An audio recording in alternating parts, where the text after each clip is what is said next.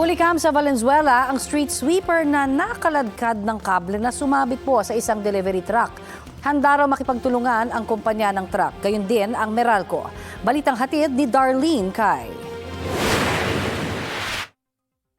Abalang maglinis ang street sweeper na si Cora sa Valenzuela noong Martes nang dumaan ng isang delivery truck at bigla siyang nakaladkad.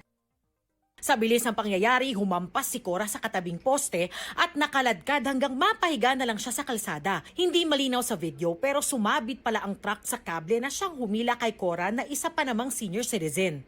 Agad isinugod sa ospital si Cora. Kinailangan siyang operahan sa balikat at naghihintay rin ng operasyon sa paa. Agad namang naglunsad ng investigasyon ng LGU. We're waiting for the full investigation kung paano po napulupot sa katawan po ng victim yung wire na ho yun at paano rin po na hook up sa bumper ng JNT without human intervention. Ang sabi ng driver, dumaan lang ho siya tapos parang nasabit at nahila.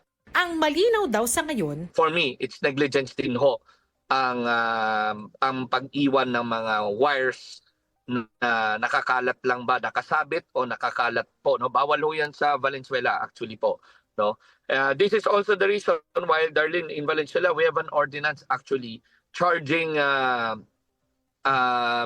charging maintenance costs per pole, no, sa mga utilities companies natin because we want them to be responsible. pinatawag na ng LGU ang mga kinatawan ng JNT at Meralco. Sinisikap naming makuha ang kanilang pahayag pero ayon kay Gatchalian, aakuin umano ng delivery company ang anumang responsibilidad sa insidente. Nakatakda sila magbigay ng paunang 200,000 piso sa pamilya ni Cora para sa kanyang medical expenses. JT Express, of course, is saying na this is an accident talaga, no? Kasi yung the driver that was driving the truck is an experienced driver in that area, no, in Marolas. Kabisado niya naman po yung kalye na yun and hindi niya rin alam paano po yung alambre nag-hook sa likod ng bumper ng truck. Ang Meralco po ay kanina in-investigate ko rin ho.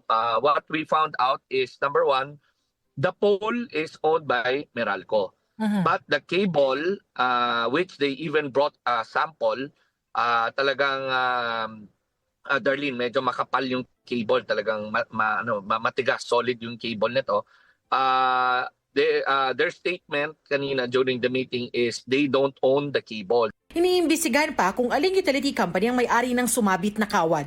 Bukod sa tulong medikal at pinansyal, nangako rin ng LGU ng legal assistance kay Cora. Patuloy raw mag-iikot sa syudad ang mga tauhan ng Valenzuela LGU para siguruhin na wala nang nakalaylay na kable para hindi na maulit itong insidente. Darlene Kai, nagbabalita para sa GMA News. Sa isang pahayag, muling iginiit ng Meralco na hindi kable ng kuryente ang sumabit sa truck at kumaladkad sa street sweeper. Patuloy raw nakikipag-ugnayan ng Meralco sa lokal na pamahalaan ng Valenzuela. Tumutulong din daw sila para matukoy ang may-ari ng kawad na nagdulot ng aksidente.